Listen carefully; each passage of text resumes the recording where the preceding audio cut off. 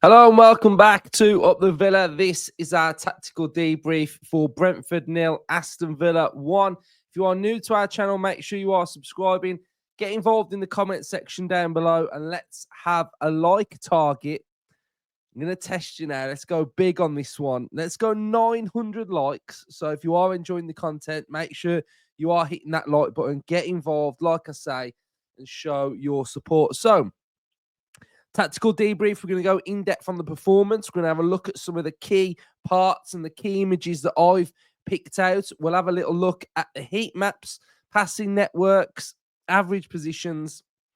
And I think in recent weeks, Aston Villa's defending has been scrutinised by myself on these shows, especially.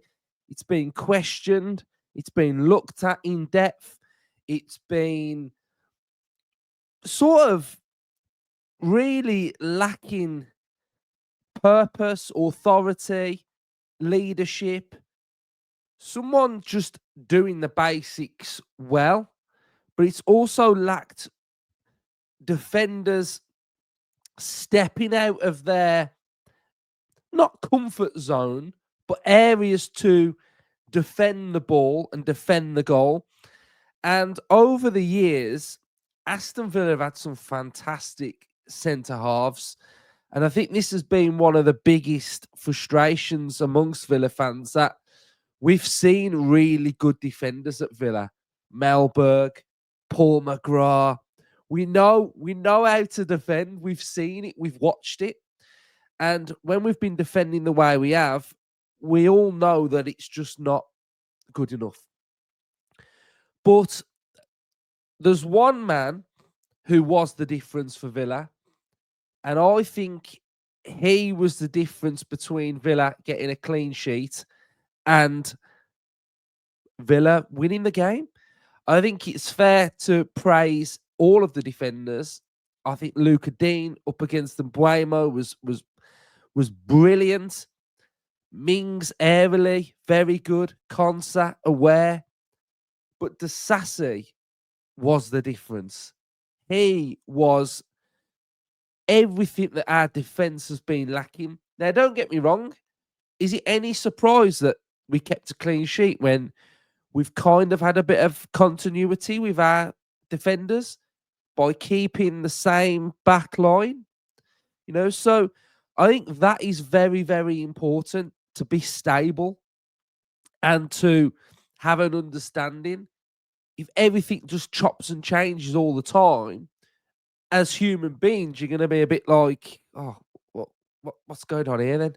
And partnerships are so important in football. They are crucial. So I do think there is an element to that. So I really want to just touch on what I thought was good to start with. So we're going to start with a little bit of a welcome to the Axel Disasi show. And early on in the game, something that caught my eye was this very early on. Disasi's starting position was around here, and the engagement to quickly win the ball high up the pitch, be aggressive, and use your muscle and use your stature. So this was something that early on happened for Villa, and it left you with, okay, like we're stepping up here. We've been aggressive, and it was just something that caught my eye very early on. And I think the next phase and the next image, which I'm going to show you, this is key. This is what we need to see. And this is also what we haven't been seeing. So what we have been seeing would be Axel Disasi, where that X is, in that line, and sort of just thinking, oh, Cash will deal with this. Cash will win this tackle, or because you can see Cash there with the player, he could make a challenge. But look at Disasi now. He started there and he thought, my ball. and I'm winning that. Stepping out of position to win the ball back is something that we have severely lacked all season. A defender just wanting to defend, but also just being able to attack the ball.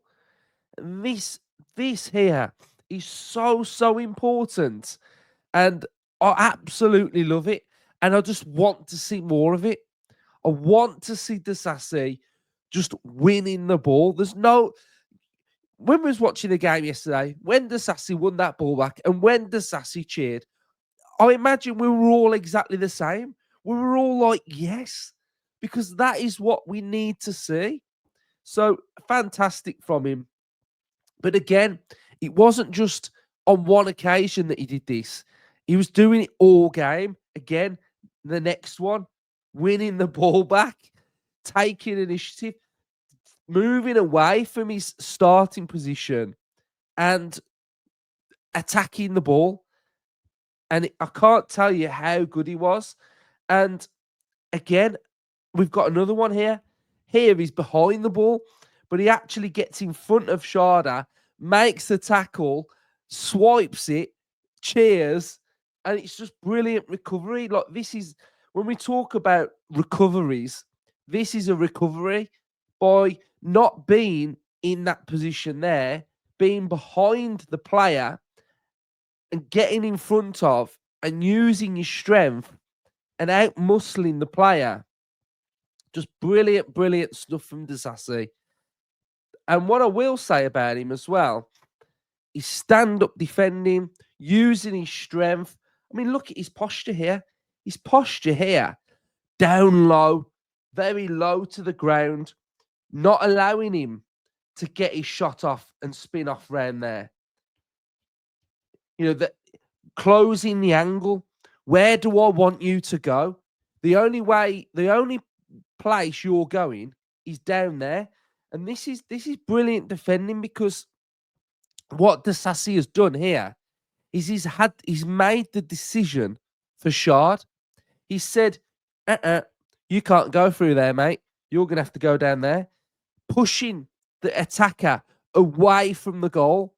And this might sound not a lot, but in the grand scheme of keeping a clean sheet, these are all of the little things that have to happen to be able to get that. Pushing your man away from the goal. It's really good defending. It's showing tactical awareness in an environment that isn't the greatest of places to play in at the G-Tech. It's not the most hostile. But this team very rarely, apart from recent form, lose here. They've got so many expressive, creative players that are further up the pitch, that defending like this is absolutely massive from a Villa point of view. But he also plays a part in the Villa goal, because this is the first phase of the Villa goal. Now, when you're looking at sort of attacking and defending, I never ever look at the last person that it's their fault, because there's so much that can happen before that actual moment of it either going in the back of the net or Ollie Watkins scoring. But Disasi plays a big role in this Villa goal, because we can see here that Disasi again up against Kevin Shard. But what Disasi does is he takes Shard into that area through there. Again, he forces Shard to move into this position. And by doing so, Shard then gets his shot off, which then falls to Morgan Rogers in this position here. And sometimes this recently has been coming off for Rogers, and sometimes it hasn't. His close box work in his own half, and it is something that has got to improve, because we do lose the ball sometimes in these areas. But this time, the risk and reward is that we don't. And you've got to look at a player like Yuri Tielemans as well, who plays an also massive part in this. So we've got close control from Rogers, who sort of turns into a player. But note again that Tielemans is close by because he's thinking that if you lose this ball, I need to be close to this because I need to be able to deal with it as well. It then ends up falling into this area that Yuri Tielemans wins the ball because his positioning is very, very good as well. You know, it's not that, oh, he's just languishing around that area anyway. No, he knows he's got to be there. So by being there, he's offering that backup to Rodgers, and then note Ramsey's position. He's now thinking, I'm going this way. Brilliant pass from Tielemans to Ramsey, who's then able to break, and then we're able to peel off, and we've got runners at the same time. And then the ball ends up going to Ollie Watkins in this position here. Now, when you're looking at this as well, you know, you can look at it and go, great goal, good finish. But look at the starting position from Watkins. This is what I like the most about this goal, I think, is that his starting position is so far wide left and so far away from the goal that he's in his mind, he's thinking, I'm taking this and I'm scoring and I'm shooting. I really like it. I really, really like it. And I just like that direct nature of it. I remember when he got the ball, I was just like, go, attack. And to score from that starting position, again, we can see he started from there. Like, very Henry-esque starting position. Obviously, I'm not saying he's in the caliber of Henry, but it's an Henry-esque starting wide on that left. And he's got into the box. He's attacking the box, gets a little deflection, but that's what you get from shooting. And it's a really, really good finish from Watkins. Great goal. And then we have that next close one, which, I mean, look at that. We're offside by my foot's bigger than yours. Like, so frustrating, but offside's offside, isn't it? To be fair. So, and then we've got the next one where I've got this screen grab of the exact position where I feel like he needs to shoot. And he needs to just either whip it round there or he needs to try and aim for that back post through there. The dink is on. It is on, but it's just not executed very well. So, again, a big moment that we have to be taking those big moments, to be fair. So, I think he will know that he could have had another one, but the defending was very good from Villa and very pleasing to see. So what we'll do now is we'll have a little look at the average positions, and keeping in mind with the Axel Disasi show, we'll actually start with Disasi because I want to show you Disasi's average position. You are not going to believe, well, there's his average, but you're not going to believe where his heat map is, right? Watch this, Disasi. Look at that heat map. Defending that area of the pitch is absolutely huge. And all of his good work was done right there. He was going forward. He's quite a powerful runner as well when he's driving forward with the ball. So really, really good. But I just wanted to kind of touch on this hybrid 3. Now, what you can see is that the hybrid 3 of Mings, Konsa, and Disasi, and what we used to seeing is we used to seeing a player that screens and a player that will sit in there and offer protection. So it would look a little bit more like this. So Disasi will be in that area, Mings, Konsa, and McGinn or Kamara will be sitting in there. But against Brentford, we didn't do that. We've tactically sort of been braver and relinquished this player that has to sit in and just protect it. And we're now allowing the double pivot to players at midfield too, rather than having to think about, oh, I've got to protect Disasi here. I've got to make sure Bailey has got cover because he won't track back. So when you're looking at that now, we're starting to push the boundaries a little bit and be bolder and be braver with our tactical setups. We've also been braver and bolder this season as well, because we're not like that anymore. Last season, it was a double pivot that had a player that always sat deeper than the opposite. But this season, we've become more on the same line. And I think that is also something that has evolved this season tactically from what we were doing last season as well. So, again, if we go back to the average positions, and you'll be able to see exactly what I'm talking about. So, average positions now of our midfield two are slightly completely opposite. McGinn, look at his heat map, not really screening that much. His average now is in the over the halfway line. Tielemans more so on that left-hand side, attacking and pressing further forward.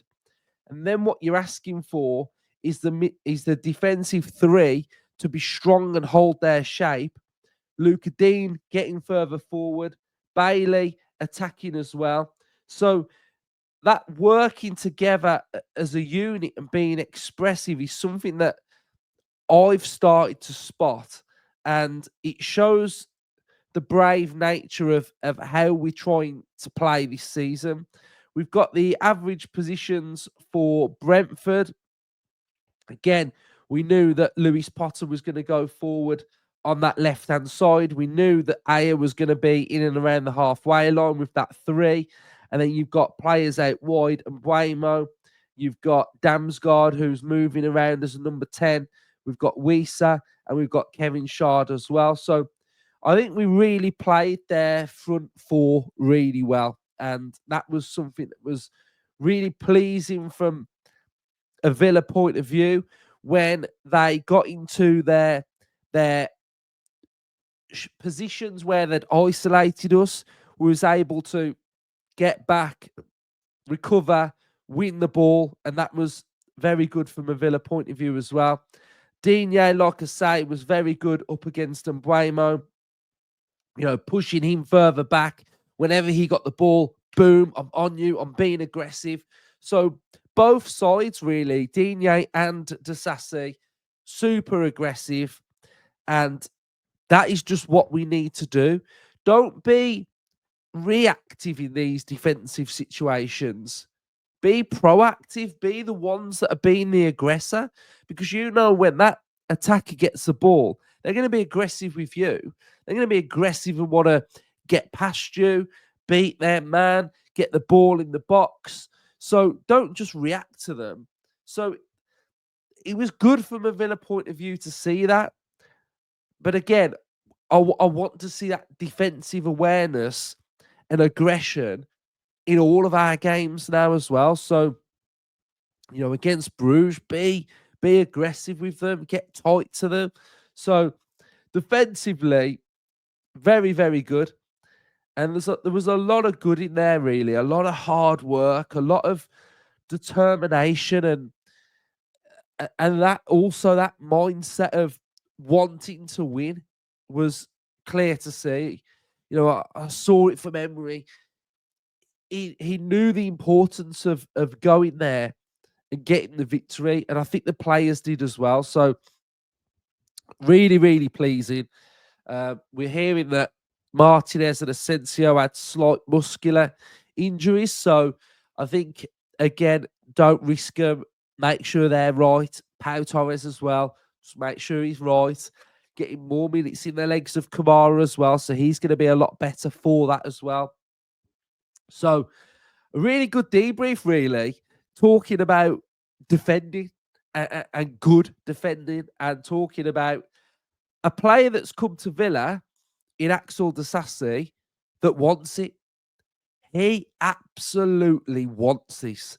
He wants to succeed. He wants to win. He wants to work hard. He wants to learn.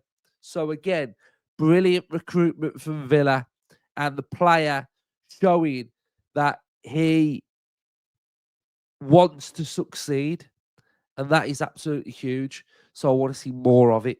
I want to see more of it. So nice little debrief for you. If you've enjoyed it, make sure you are subscribing, smash the likes, comment your thoughts. Up the Villa.